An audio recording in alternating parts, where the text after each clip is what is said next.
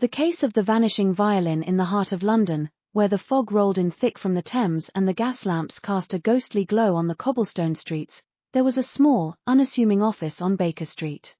It was here that Detective Arthur Grayson, a man of sharp intellect and keen observation, practiced his craft.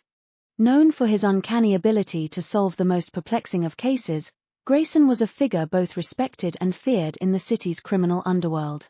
One chilly autumn evening, as the city was enveloped in a damp mist, a knock echoed through Grayson's office. He looked up from his desk, where a half-finished crossword puzzle lay beside a cup of now-cold tea. "Enter," he called out, his voice calm and measured. The door creaked open, and a young woman stepped in. She was elegantly dressed, her eyes wide with a mix of anxiety and determination. "Detective Grayson?"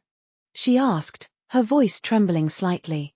Grayson rose from his chair, extending a hand. "Yes, that's me. How can I assist you, Miss Chandler?" "Emily Chandler," she replied, shaking his hand. "I need your help, detective. My violin has been stolen." Grayson raised an eyebrow. "A stolen violin? I usually handle more, shall we say, intricate cases. What makes this violin so special?" Emily took a deep breath. "It's a Stradivarius, detective. An heirloom passed down through generations in my family. It's priceless, not just in value, but in sentiment." Grayson's interest peaked at the mention of a Stradivarius. "Very well, Miss Chandler. Please, sit down and tell me everything." As Emily recounted the events leading up to the theft, Grayson listened intently, his sharp eyes never leaving her face.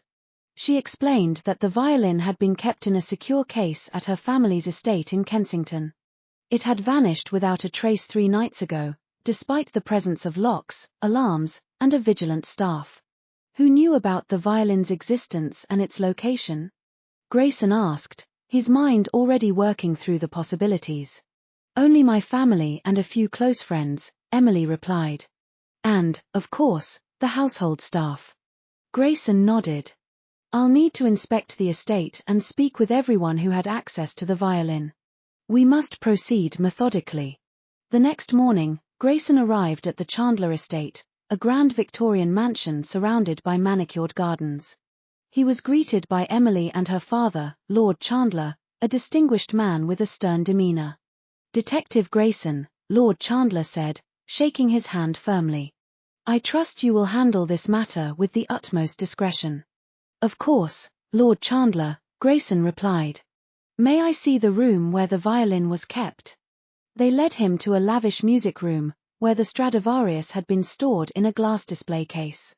Grayson examined the case, noting the lack of any forced entry. The locks and alarms were intact, suggesting that the thief had inside knowledge. "May I speak with the staff?" Grayson asked.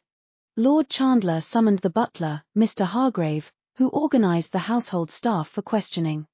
Grayson spoke with each member, from the housekeeper to the gardener, asking pointed questions and observing their reactions. After hours of interviews, one name kept resurfacing: James, the gardener's assistant. James had recently been hired and had shown an unusual interest in the music room.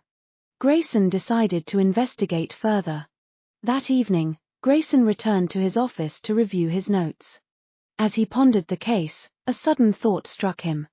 He reached for his coat and hat, heading back into the foggy streets of London. He made his way to a small pawn shop in a seedy part of town, known to deal in stolen goods. The shopkeeper, a wiry man with shifty eyes, greeted him with a nervous smile. "Detective Grayson, to what do I owe this pleasure?" Grayson cut to the chase. "I'm looking for a Stradivarius violin, recently stolen. Any chance you've come across something like that?" The shopkeeper's eyes widened. "A Stradivarius, you say? That's quite the item. Let me check my inventory." Grayson waited patiently as the shopkeeper rummaged through the back room. Moments later, he emerged with a violin case. "This came in a couple of days ago. The seller was in a hurry, didn't stick around." Grayson opened the case and inspected the violin. It was indeed the Stradivarius, its intricate craftsmanship unmistakable. "Who brought this in?" he demanded. A young man, goes by the name of James, the shopkeeper replied, shrugging. He didn't give a last name. Grayson thanked the shopkeeper and hurried back to the Chandler estate. He found James in the garden, pruning a rosebush. James, I need to speak with you, Grayson said, his tone firm. James looked up, his face pale. What about, detective? The Stradivarius violin. I know you took it. Why? James' shoulders slumped. I didn't want to steal it, detective. I was desperate. My sister is ill, and we couldn't afford her treatment. I knew the violin was valuable, and I thought if I sold it, I could save her. Grayson listened, his expression softening. Why didn't you ask for help? James shook his head. I was too ashamed. I thought no one would understand. Grayson sighed. Desperation makes people do foolish things, James. But theft is not the answer. James nodded, tears in his eyes. I'm sorry, detective. I truly am. Grayson took James to the Chandlers, where he confessed his crime. Lord Chandler, moved by the young man's plight, decided not to press charges. Instead, he offered to help James' sister with her medical expenses. The case was solved, the Stradivarius returned to its rightful place, and a young man's desperate act had led to an unexpected act of compassion. Detective Grayson returned to his office, another case closed, knowing that sometimes, the lines between right and wrong were not as clear as they seemed.